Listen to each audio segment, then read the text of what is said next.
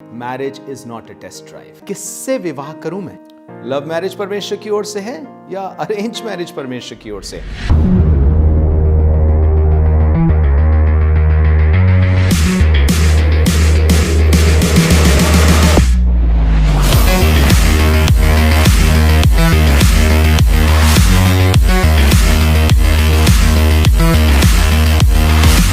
एक बार फिर से आपका स्वागत करता हूं अपने चैनल पर, जियो जिंदगी चैनल पर, और अपने इस प्रोग्राम में जिसका नाम है बिल्ट ऑन द फाउंडेशन। मैं विश्वास करता हूं पिछले समय में आपने आशीष पाई होगी कि इब्रानियों 13वां अध्याय उसके 4थे पद में ऐसे लिखा, विवाह सब में आदर की बात समझी जाए। इसका मतलब विवाह कोई हल्की बात नहीं है, विवाह आदर की बात है।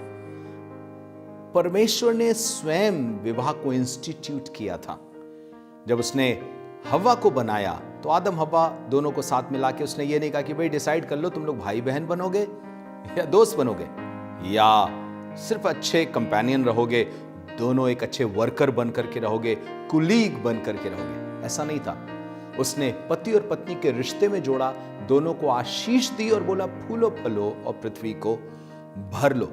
सो विवाह आदर की बात है क्योंकि परमेश्वर खुद इस दशा को इंस्टीट्यूट कर रहा है। सवाल ये उठता है, किससे विवाह करूं मैं? अपने मन से कर सकता हूं। लव मैरिज परमेश्वर की ओर से है या अरेंज मैरिज परमेश्वर की ओर से?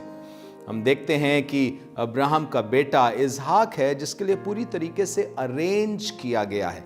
उसकी शादी को अरेंज किया गया है। कोई देखने गया है, किसी लड़की को पसंद करके प्रार्थना के द्वारा वो सही लड़की समझ में आई, उसको लेकर के आए हैं, पसंद किया गया, और फिर उसके बाद इब्राहिम के बेटे इसहाक के साथ जोड़ दिया गया है रिबका को। लेकिन इसहाक और रिबका का बेटा हुआ जिसका नाम था याकूब, और आपको मालूम याकूब को भाग करके जाना पड़ा था, और उसने एक लड़की को पसंद किया था जिसका नाम था राहेल, और वो 14 साल उससे ज्यादा बल्कि उसके लिए काम किया कि किसी तरह से राहेल को प्राप्त कर सके, और ये एक लव मैरिज की निशानी हो सकती। लेकिन क्या आपको मालूम है, इन दोनों दशाओं में परमेश्वर की आशीष दोनों पर थी। एक की शादी ऐसी लग रही है पूरी तरह से अरेंज मैरिज है जिसमें लव पाया जा रहा है बाद में, और एक दूसरी है लव है जिसे अरेंज किया गया है। पर दोनों दशाओं में एक खास बात थी कि दोनों एक ही मत और एक ही विश्वास के हो गए थे। मैं आपको एक सामने एक बात रखना चाहता हूं। बाइबल ऐसा बताती, पहला कुरिन्थियों उसके 7वें अध्याय में 39वें पद में, एक स्त्री जिसका पति मर गया है उससे कहा जा रहा है कि अगर तू शादी करना चाहती तो कर सकती है, पर सिर्फ मसीह में, सिर्फ प्रभु में।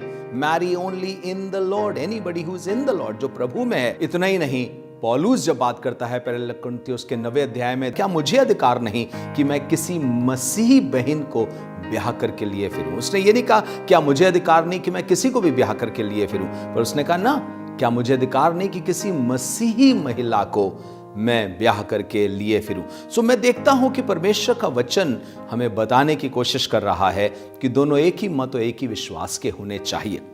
हम सैमसन की कहानी को पढ़ते हैं। मैं चाहता हूं कि सैमसन की कहानी आपके सम्मुख रखूं और उसको पढ़ना चाहता हूं, और कुछ यूं लिखा हुआ है न्यायियों उसके 14वें अध्याय में, उसके पहले पद से पढ़ रहा हूं मैं। शिमशोन तिम्ना को गया और तिम्ना में एक पलिश्ती स्त्री को देखा। तब उसने जाकर अपने माता पिता से कहा, तिम्ना में मैंने एक पलिश्ती स्त्री को देखा है, अतः अब तुम उससे मेरा विवाह करा दो। अब देखिए, अरेंज करना मांग रहा है, लेकिन उससे पहले कह रहा है कि मैंने पसंद कर ली है, तुम मेरा उससे विवाह करा दो। उसके माता पिता ने उससे कहा, क्या तेरे भाइयों की बेटियों में से या हमारे सब लोगों में से कोई स्त्री नहीं कि तू उन खतनाहीन पलिश्तियों में की स्त्री से विवाह करना चाहता है? शिमशोन ने अपने पिता से कहा, उसी से मेरा विवाह करा दे, क्योंकि मुझे वही अच्छी लगती है। बाद में आप जाकर के देखेंगे उसकी वजह से ये बड़ी मुसीबत में पड़ा, धोखा भी मिला, पर नहीं माना। आप एक चीज को देखेंगे इस विवाह में कि वो अपने मन की कर रहा है। उसके मां बाप कह रहे हैं कि अपने लोगों में, विश्वास करने वालों में, तेरे जैसे मत वालों में, तेरे जैसे विचार वालों में क्या कोई स्त्री नहीं है कि तू उनके पास जा रहा है जिनका मत तुझसे फर्क है? अरे क्या मतलब है? How does it matter if somebody is of my opinion or not? How does faith matter? विश्वास की क्या वो है आवश्यकता उसमें? अगर वो मुझे पसंद करती है और मैं उसको पसंद करता हूं, तो इसमें विश्वास की आवश्यकता कहां है? या विश्वास किस तरीके से आड़े आता है? वो अच्छी लगती है मुझे या वो अच्छा लगता है मुझे? इसमें विश्वास का क्या रोल है? मैं आपको बताना चाहता हूं कि एक बहुत बड़ा रोल है। क्यों मसीही महिला से या मसीही पुरुष से ही हम विवाह कर सकते हैं? जिसको करना है एक पुरुष से, जिसको एक स्त्री से करना है, क्यों उसे विश्वासी होना नितांत आवश्यक है? परमेश्वर इन जातियों से सबसे पहली बात तो घृणा नहीं करता, वो सबसे बराबर प्यार करता है। अन्य जातियों को भी प्यार करता है वो। परमेश्वर के वचन में लिखा उत्पत्ति उसके 12वें अध्याय में, जब परमेश्वर ने अब्राहम से बात करी तो अब्राहम से एक बात कही थी कि मैं तेरे द्वारा पृथ्वी के सारे कुल को आशीष देना चाहता हूं। सो परमेश्वर पृथ्वी के सारी जाति के लोगों को आशीष देना चाहता है। फिर हम प्रेरितों के काम में भी पढ़ते हैं। प्रेरितों के काम उसके 10वें अध्याय में उसके 34 और 35 पद में हम इस बात को देखते हैं कि पतरस कह रहा है कि परमेश्वर किसी का पक्षपात नहीं करता, और लिखा हुआ है हर जाति में जो कोई यहोवा का भय मानता है और जो सही है वो करता है, परमेश्वर उसको ग्रहण करता है। याद रखिए, हर जाति में, पर जो कोई यहोवा का भय मानता है। परमेश्वर को जाति से कोई प्रॉब्लम नहीं है, बस बात इतनी होनी चाहिए कि यहोवा का भय मानने वाला हो, परमेश्वर को ग्रहण योग्य होगा। कोई जन हो जो परमेश्वर का भय मान करके सही करने वाला हो, परमेश्वर का भय और सही करने वाला हो, परमेश्वर को ग्रहण योग्य होता है।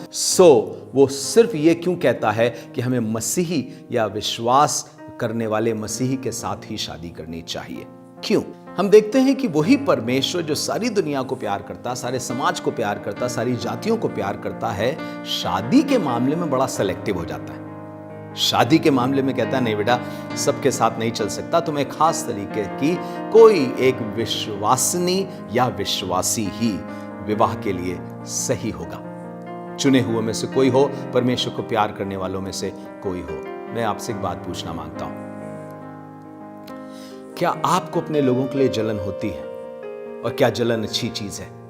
रिश्तों में जलन होती है, और आपको मालूम, दुनिया कहती होगी या दुनिया के लोग कहते होंगे रिश्ते में तुम्हारे बाप लगते हैं। सच तो यह है, परमेश्वर ही रिश्ते में हमारा असली बाप है, और बाप होने के नाते उसके अंदर एक जलन है, उसके अंदर एक इच्छा है। वो पिता है, उसने आपको बनाया है, वो आपका फ्रेम जानता है, वो आपके बारे में जानता है आप क्या हैं और किससे कंपैटिबल हैं, किससे मैच खाता है। आपको मालूम है, आपने कभी ऐसा नहीं देखा होगा कि कोई टी शर्ट पर टाई लगा करके घूम रहा है। क्यों ऐसा नहीं देखा? इसलिए नहीं देखा क्योंकि वो दोनों एक दूसरे के साथ कंपैटिबल नहीं, दोनों एक दूसरे के साथ चलते नहीं है। और इसलिए परमेश्वर के पास ये अधिकार है कि हमें बता सके कि क्या परमेश्वर की ओर से सही है, क्या कंपैटिबल है, क्या नहीं है, क्योंकि परमेश्वर ने आपको बनाया है। अब एक खास बात आपके सम्मुख और रखना चाहता हूं, उसको ध्यान से सुनिएगा। क्यों परमेश्वर ने कहा कि सिर्फ विश्वासियों में ही? एक सवाल पूछूं, क्या परमेश्वर के साथ संगति रखना, क्या परमेश्वर की सेवा करना और क्या परमेश्वर की आराधना में लगे रहना, यह आपको मैटर करता है? Does it matter to you? या आपके लिए कोई प्रॉब्लम नहीं है कि आप किसी से भी शादी कर सकते हैं? मालूम क्यों? क्योंकि कंपैनियन, आपका कंपैनियन आपकी जिंदगी में एक प्रभाव लेके आता है। The companion commands certain things in your life. आपके जीवन में बहुत इंपॉर्टेंट है वो कंपैनियन। कुछ एग्जाम्पल्स आपके सम्मुख रखना चाहता हूं। आपको लगता है कि ऐसा नहीं होता, नहीं हम अपने मन से चलेंगे, वो अपने मन से चले, कुछ नहीं हो सकता। ऐसा नहीं होता।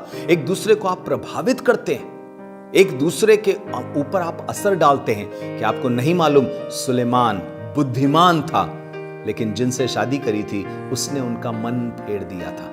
जब आप परमेश्वर का वचन पढ़ते हैं तो दिखाई देता है कि सुलेमान का मन फेर दिया था स्त्रियों ने। इसका मतलब स्त्री के पास क्षमता है या पुरुष के पास क्षमता है, एक दूसरे के पास क्षमता है एक दूसरे के मन को फेर देने के लिए। क्या आपको मालूम है, यूं तो उसी जाति की मीकल भी थी जिस जाति का दाऊद था, पर क्या मीकल दाऊद के लिए आशीष का कारण थी या समस्या का कारण थी? इसलिए परमेश्वर कहता है, मुझे मालूम है तुम किस लिए हो, मुझे मालूम है तुम्हारा उद्देश्य क्या है, मुझे मालूम है तुम्हें किस तरीके की स्त्री या किस तरीके का पुरुष चाहिए। और इसलिए मैं भी आपसे निवेदन करता हूं, याद रखिए, परमेश्वर का वचन आपसे कहता है हां, तुम अपने पसंद से शादी कर सकते हो, but only in the Lord. किसी मसीही बहन, किसी मसीही भाई, याद रखिए, वो जन मसीह हो, विश्वास में हो, विश्वास योग्यता परमेश्वर की उसके साथ सही हो। और एक चीज और याद रखिएगा, अगर आपको ये लगता है नहीं हम उसे बदल देंगे, तो मैं आपसे कहना मांगता हूं, नहीं, आप नहीं बदल सकते, क्योंकि किसी के अंदर किसी को बदलने की क्षमता नहीं है। नीति वचन 21 कहता है, परमेश्वर ये जो राजाओं के मनों को नालियों के समान मोड़ देता है, मनुष्य नहीं मोड़ सकता। हां, बुरी संगति अच्छे चरित्र को बिगाड़ सकती है। अगर संगति गलत हो गई तो चरित्र बिगड़ता चला जाएगा, लेकिन भलाई के लिए प्रेरित करना वो पवित्र आत्मा का काम है। भलाई के लिए किसी को जीत लेना सिर्फ पवित्र आत्मा का काम है। मनुष्य किसी को भला नहीं बना सकता, अपनी संगति से बुराई की तरफ ले जा सकता है, पर भला नहीं बना सकता मनुष्य। और इसलिए इस भलाई के लिए उसके अंदर परमेश्वर का प्रेम होना नितांत आवश्यक है। मैं आपसे कहूंगा, एक चीज याद रखिए, लिस्ट को हटा दीजिए। सबसे पहले एक चीज रखिए, मसीही परमेश्वर पर विश्वास करने वाले, परमेश्वर का भय मानने वाले लोगों के साथ विवाह करेंगे तो जो उद्देश्य परमेश्वर ने रखा है उसको पूरा करेंगे। हनन्याह सफीरा तो मालूम होगा आपको, एक ने दूसरे को प्रभावित किया और दोनों नाश हो गए। कृपा करके ऐसा अपने साथ होने से बचा लीजिए। बहुत ढेर से एग्जाम्पल आपको परमेश्वर के वचन में मिल सकते हैं, पर मैं आपसे पूछना मांगता हूं कि आप साथ में परमेश्वर की सेवा करना चाहते हैं, क्या आप परमेश्वर के बन के रहना चाहते हैं? इसलिए marry only in the Lord. God bless you. Praise the Lord. I hope you liked our episode. मैं विश्वास करता हूं आपको एपिसोड अच्छा लगा होगा। आप जरूर से लाइक करें, सब्सक्राइब करें, and also please share if you are blessed, so that others may be blessed, ताकि दूसरे लोगों को भी आशीष मिल सके। And please don't forget to press the bell icon so that you can get the notification और आप ठीक समय पर आप अगले वीडियोस को सुन सकें और आशीष पाएं। Continue to stay connected with us. Thank you for being part of this series, Built on the Foundation. See you next time.